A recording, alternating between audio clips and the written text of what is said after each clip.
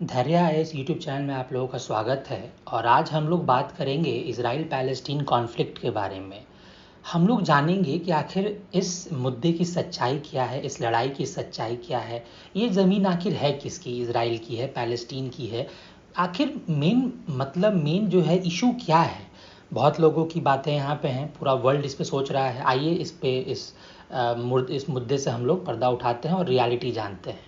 और इस चैनल का हमारा जो सबसे बेसिक फंडा, जो सबसे हमारा इम्पॉर्टेंट माइंडसेट हम लोग रखते हैं, वो यही है कि जो भी क्रेडिबिलिटी है हमारे इन्फॉर्मेशन की, वो बिल्कुल बनी रहे, कहीं से भी कोई गलत इन्फॉर्मेशन आपको ना मिले।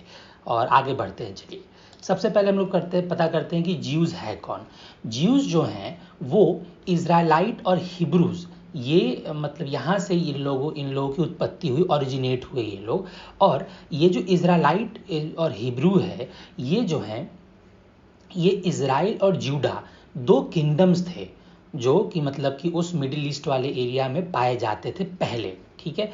और उस एरिया को, उस पूरे एरिया को जहाँ पे आज इतनी भयंकर लड़ाई चल रही है, that is huge battle is going on, so that area was called Levant. आज भी उसको लेवेंट कहते हैं हम लोग। साउदर्न लेवेंट में इजराइल अभी है प्रेजेंटली, ठीक है। तो उस एरिया को हम लोग लेवेंट कहते हैं। और आयरन एज में, सोचिए आयरन एज इतना पुराना समय, तब की बात है जब ये किंगडम्स जो हैं वो इज़राइल और जूडा जो हैं वो पाए जाते थे। ये किंगडम उस टाइम पे थे।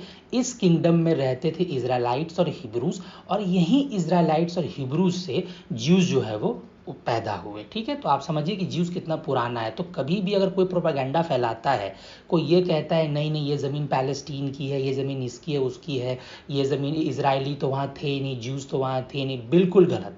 इस्लाम रिलीजन जो है उसकी तो वो जो उसका जो फाउंडिंग फादर है वो मोहम्मद उनका नाम, तो वही आए थे 570 एडी में, उनका जन्म हुआ। जबकि ज्यूज़ की बात करें तो 1500 बीसी, 1500 बीसी में आप देखिए कि ज्यूज़ जो हैं वो आए थे। तो अगर हम लोग इसकी बात करें तो ज्यूज़ तो बहुत पुराने हो गए, बहुत पुराने, ठीक है। तो कोई अगर ये कहता है तो बिल्कुल आप उस प्रोपेगेंडा को, आप उसको वहाँ से ख़त्म करें और सच्चाई को आप सामने रखें। दैट इज़ वेरी इंपॉर्टेंट, ठीक है। आगे से आप लोग ध्यान रखेंगे, ज्यूज़ बहुत पुराने लोग हैं। जुडाइज़म जो फॉलो करते हैं वो बहुत पुराना रिलीजन है, ठीक है। तो ये चीज़ आपको ध्यान रखना है। और रिलीजियस लिटरेचर की भी बात करें तो इज़राइलाइट्स जो हैं वो बहुत पुराने हैं, 1500 BCE से भी पुराने हैं, ठीक है। और जो मेंशन है, पहला मेंशन अगर इनका देखा जाए तो वो मर्निप टफ स्टील में पाया जाता है, जो कि 1213 BC में पाया जाता है, ठीक है। अब अब्राहम जो हैं उनके बारे में बहुत लोगों को पता नहीं है कि अब्राहम कौन है। और अब्राहम नाम पे एक बहुत ज़्यादा चर्चा भी होती है। अब्राहम जो थे वो एक हिब्रू जो ज्यूज़ जो लैंग्वेज बोलते हैं, ज्यूइश पीपल, उसको वो हिब्रू बोलते हैं। तो हिब्रू पैट्रियार्क थे। पैट्रियार्क का मतलब एक परिवार का head of the family. Abraham कहा जाता है कि जो अब्राहम थे उनका जन्म 2167 BC में हुआ था। और ये हिब्रू पैट्रियार्क तो थे, पर ये अब्राहमिक रिलीजन, तीनों रिलीजन के हेड माने जाते हैं। इसीलिए जुडाइज़म के लोग ज्यूज़ भी कहते हैं कि हमारे जो पहले मेंबर थे वो अब्राहम थे। क्रिश्चियनिटी में भी कहा जाता है कि अब्राहम थे, और इस्लाम में भी कहा जाता है कि अब्राहम ही थे उनके फाउंडिंग मेंबर्स में से एक। इसीलिए जब भी कहीं कहीं कोई बोले अब्राहमिक रिलीजन, तो इस अब्राहमिक रिलीजन टर्म में तीनों रिलीजन्स आ जाते हैं, जुडाइज़म, क्रिश्चियनिटी और इस्लाम। क्लियर है, ठीक है। जुडाइज़म जो होता है उसमें कहा गया है कि he is the founding father. और ज्यूज़ और भगवान के बीच में जो रिलेशन है वही अब्राहम बनाते हैं। क्रिश्चियनिटी में कहा गया है कि स्पिरिचुअल प्रोजेनाइटर है। प्रोजेनाइटर का मतलब कि किसी ने कोई आइडिया सोचा और उस आइडिया को उस इंसान ने स्प्रेड किया, बढ़ाया, चारों तरफ फैलाया। तो क्रिश्चियनिटी में कहा जाता है कि सभी बिलीवर्स के स्पिरिचुअल प्रोजेनाइटर हैं, वो स्पिरिचुअल प्रोजेनाइटर हैं। और चाहे वो इंसान ज्यूज़ हो चाहे ना हो, सबके वो बिलीवर में माने जाते हैं। इस्लाम में कहा जाता है अब्राहम को कि इस्लाम में क्या बोला जाता है कि इस्लामिक प्रॉफिट्स आए थे, ठीक है। और इस्लामिक प्रॉफिट्स आए थे, और इस्लामिक प्रॉफिट्स जो थे वो जो उनके जो कि गॉड जिनको वो लोग कहते हैं, उनके मैसेंजर्स थे। तो इस्लामिक प्रॉफिट जो थे वो उनकी जो बिगिनिंग थी, पहले इस्लामिक प्रोफेट्स की बात जब ये करते हैं इस्लाम में, तो वो कहते हैं कि पहले एडम आए और लास्ट जो इस्लामिक प्रोफेट ये कहते हैं वो मोहम्मद थे। तो वहाँ भी इस्लाम में भी अब्राहम की बात होती है। तो आज के बाद अगर ये टर्म आता है तो कंफ्यूज नहीं होना है, अब्राहमिक रिलीजन में तीनों आते हैं, जुडाइज्म, क्रिश्चियनिटी और इस्लाम। आगे बढ़ते हैं। History of religions and their timeline. आप ध्यान से देखिए कि हिंदुइज्म तो इटर्नल है, आदि से अनंत से हमारा जो हिंदुइज्म है, हमारा जो हिंदू रीति रिवाज, हमारा जो कल्चर है, वो हम ना तो मतलब कि वो इटर्नल है, ठीक है, उसका कोई टाइमलाइन नहीं है, आदि अनंत से हमारी उत्पत्ति रही है और अंत तक भी हम रहेंगे, ठीक है। और इस पे भी हमारा जो सनातन धर्म और हिंदुइज्म पे एक जल्दी से एक लेक्चर लाने वाले हैं हम लोग, तो बने रहें। जुडाइज्म 1500 BCE पे इसकी उत्पत्ति होती है, 3521 साल पुराना है, और इस्लाम 610 AD में आया, तो 1412 साल पुराना है। अब आप खुद देखिए कि जो लोग ये कह रहे हैं कि ये ज़मीन पैलेस्टीन की है, ये ज़मीन जो है वो इस्लाम के लोगों की है, पैलेस्टीनियंस की है, ज्यूज़ तो वहाँ कभी थे ही नहीं। आप खुद सोचिए कि इस्लाम सिर्फ 1412 साल पुराना है और जुडाइज्म 3521 साल पुराना है। तो अरे भाई, जब मतलब 3500 साल पुराने लोग उस ज़मीन पर रहे हैं, तब आप ये कैसे कह सकते हैं मात्र 1400 साल पुराने लोग कि नहीं नहीं ये ज़मीन हमारी है। तो एक देखिए, हिपोक्रेसी की भी एक सीमा होती है, और ऐसे लोग जो कि ऐसे प्रोपेगेंडा फैलाते हैं, आप उनको ये लेक्चर, ये वीडियो बिल्कुल दिखाएं कि भाई प्रोपेगेंडा, हिपोक्रेसी बंद करो, ठीक है। आप ये मैप में भी देख सकते हैं कैसे, ये देखिए ये हमारा हिंदू धर्म है, ये बुद्धिस्ट धर्म है, और कैसे ये देखिए यहाँ पे ये ब्लू में क्रिश्चियनिटी और ये ग्रीन में इस्लाम फैल रहा है, ठीक है। अब देखिए 900 AD में, 1000 AD में कैसे कैसे यहाँ पे इस्लाम फैल रहा है और किस तरीके से इस्लाम का जो है स्प्रेड हुआ है, ठीक है। तो आप यहाँ से ये चीज़ें देख सकते हैं, और इस मैप से भी आप ये समझ सकते हैं कि पहले अगर आप देखिए यहाँ पे 1400 AD के भी आप टाइमलाइन में देखेंगे तो इस्लाम देखिए कैसे वेस्टर्न एशिया से होते सेंट्रल एशिया में, और हमारे इंडिया वाला जो पोर्शन है उसमें कैसे कैसे फैला। इनफैक्ट क्रिश्चियनिटी कितना फैला है आप देखिए, ठीक है। तो ये चीज़ आपको समझनी पड़ेगी, देखनी पड़ेगी। आप स्टार्टिंग में भी देखिए कि जब ये ग्राफ का ये मैप का टाइमलाइन शुरू हुआ है इसमें, तो आप देखिए कि यहाँ पे कहीं भी इस्लाम नहीं है, ठीक है। आप देखिए बस यहाँ पे हिंदुइज्म है, बुद्धिज़्म है, क्रिश्चियनिटी है, ठीक है। क्योंकि क्राइस्ट का जो बर्थ डेट है वो लगभग 180 तक लोग मानते हैं। अभी भी 500 AD तक इस्लाम नहीं, 600 AD में देखिए इस्लाम आया है। तो बिल्कुल आप समझिए कि प्रोपेगेंडा में नहीं फंसना है। आगे बढ़ते हैं। History of religions and their timeline. देखिए 3000 BC से हम लोग स्टार्ट करेंगे लगभग, क्योंकि कहते हैं कि 3228 BC में भगवान श्री कृष्ण का जन्म हुआ, हमारे प्रभु कृष्ण भगवान का जन्म हुआ, तो हिंदुइज्म का जन्म यहाँ से बता रहे हैं ये लोग। फिर इसके बाद देखिए बर्थ ऑफ अब्राहम की बात हुई, मैंने बात की 2167 BC में इनका जन्म हुआ अब्राहम का। और उसके बाद जुडाइज्म की बात देखिए यहाँ पे इस एरिया में बात हुई, और जब इसराइल ने वहाँ पे लेवेंट में इसराइल के लोग वहाँ पे बसने लगे, ये बात वहाँ भी लिखी हुई है, ठीक है। तो ये तो बेकार कहना है कि ये ज़मीन पैलेस्टीनियंस की है, ऐसे बात नहीं है। ये ज़मीन इसराइलीज़ की आज से नहीं है, तो 3500 साल पहले से है। बुद्ध भगवान का जन्म हुआ, देखिए हिंदुइज्म के यहाँ बुद्धिज़्म का जन्म हो गया। जीसस का यहाँ पे डेथ का जो डेट है ये बताया जा रहा है, आप देख लीजिए। फिर उसके बाद यहाँ पे क्रिश्चियनिटी की बात हो रही है, जब यहाँ पे देखिए क्रिश्चियनिटी यहाँ पे फैलने लगा इस पर्टिकुलर एरिया में, ठीक है। उसके बाद फिर आप देखिए कि किस तरीके से आप इन एरियाज़ में देखिए, और अभी अब देखिए अब मोहम्मद का बर्थ हुआ, अभी भी इस्लाम कहीं नहीं है। अब इस्लाम आपको दिखेगा ग्रीन कलर में, अब इस्लाम बढ़ रहा है, ठीक है। 570 AD में उनका बर्थ हुआ मोहम्मद का। तो इस तरीके से आप देखिए कि अब इस तरीके से फिर मुस्लिम कॉन्क्वेस्ट हुए, फिर इस तरीके से मुस्लिम कॉन्क्वेस्ट सारे मुसलमान जो है वो मतलब कि कॉन्कर करने लगे, इन्वेड करने लगे जगहों को, ठीक है। फिर क्रूसेड्स हुआ, क्रूसेड्स का मतलब होता है religious war between Christians and Muslims हुए। तो ये सारी चीज़ें टाइमलाइन की आप मदद से समझें, और किसी भी प्रोपेगेंडा फैलाने से या प्रोपेगेंडा में फंसने से बचें। कोई भी अगर कहीं कुछ पूछता तो आप उसको ये वीडियो दिखा दें कि ठीक है, I won't be able, don't you dare to spread propaganda, ठीक है। तो उस चीज़ से ज़रूर बचें आप लोग। और यहाँ से आप देख लीजिए ये सारा एक टाइमलाइन है प्रॉपर, जिस तरीके से हमारे जो रिलीजन जो है वो स्प्रेड हो रहा है। और इसराइल यहाँ पे 1948 में जो है ज्यूइश एक्सपेंशन की तरह जो फाउंड हुआ, ये यहाँ पे बताया गया है, ठीक है। आगे बढ़ते हैं। इसराइल का प्रेजेंट डे का मैप देख लीजिए, इंपॉर्टेंट है ये। देखिए ये पूरा इसराइल है। इसराइल के आप देखिए ईस्ट साइड में जॉर्डन है, आप ऊपर देखिए नॉर्थ में लेबनन है, आप नॉर्थ ईस्ट में देखिए सीरिया है, वेस्ट साइड में मेडिटेरेनियन सी है, यहाँ साउथ वेस्ट की बात करें तो इजिप्ट है, नीचे ये देख रहे हैं आप ब्लू कलर में, ये रेड सी है, ठीक है, इस तरफ। अब ध्यान से देखिए ये और ईस्ट में ही डेड सी भी यहाँ पे है, ठीक है। ये छोटा सा ये जो आप पिंक में स्ट्रिप देख रहे हैं यही गाजा पट्टी है, गाजा स्ट्रिप है, ठीक है। ये हमारा वेस्ट बैंक है पूरा, हमारा जो जेरूसलम है, जहाँ पे जो कि बहुत पायस प्लेस माना जाता है सबके इन धर्मों में, तो बहुत इंपॉर्टेंट जगह है। और ये गोलान हाइट्स है, ठीक है। ये सारी चीज़ें ये इसका, और ये हाइफा का पोर्ट है, ये तेल अवीव है, ये सारी चीज़ें ये इजराइल का मैप है, ठीक है। इजराइल के बारे में अगर हम बात करेंगे, इजराइल एक कंट्री है वेस्ट एशिया में। नॉर्थ बॉर्डर पे लेबनान है, साउथ बॉर्डर पे रेड सी है, ईस्ट बॉर्डर पे जॉर्डन है।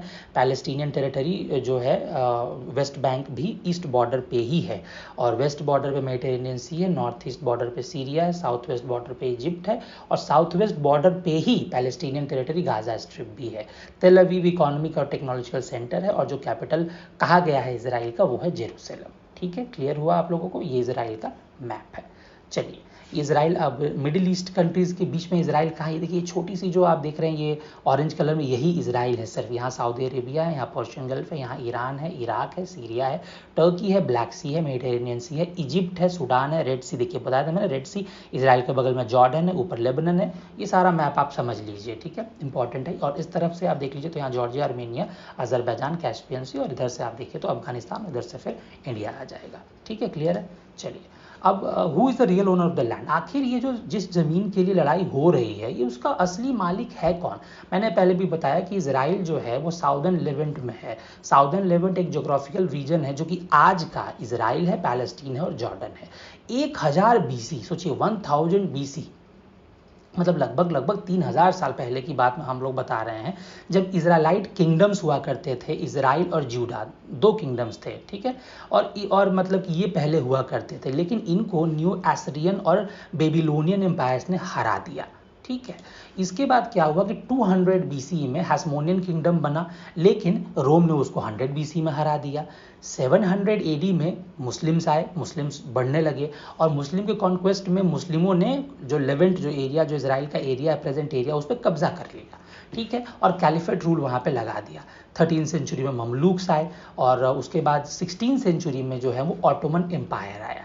क्लियर है आपको, तो यहाँ से आप समझिए कि ऑटोमन एम्पायर है। उसके बाद फिर 19वीं सेंचुरी की अगर हम बात करेंगे तो 19वीं सेंचुरी में ज्यूज जो थे, जो ज्यूइश पीपल थे, वो आने लगे इस एरिया में, क्योंकि उनको यहाँ पे बसना था, उनकी कोई प्रॉपर कंट्री नहीं थी, और उन्होंने शुरुआत ही इस एरिया से की थी।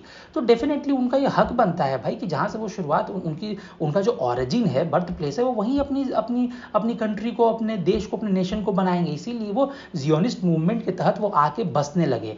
जियोनिज्म क्या होता है? जियोनिज्म एक थियोडोर हर्जल ने एक थ्योरी दी थी, जिसमें ये एक नेशनल मूवमेंट है, जिसमें जो कि 19वीं सेंचुरी में इमर्ज हुआ। किसके लिए? कि हम मतलब ज्यूइश पीपल को अपना एक घर चाहिए, एक नेशन चाहिए। पैलेस्टीन वाला एरिया जो इनका पहले का घर रहा है, 3500 साल पुराना घर, वहाँ पे इनको बसना है। इसी के तहत इन्होंने एक जियोनिस्ट मूवमेंट को चलाया, ठीक है। क्लियर है, आई होप आप लोगों को समझ में आ रहा होगा।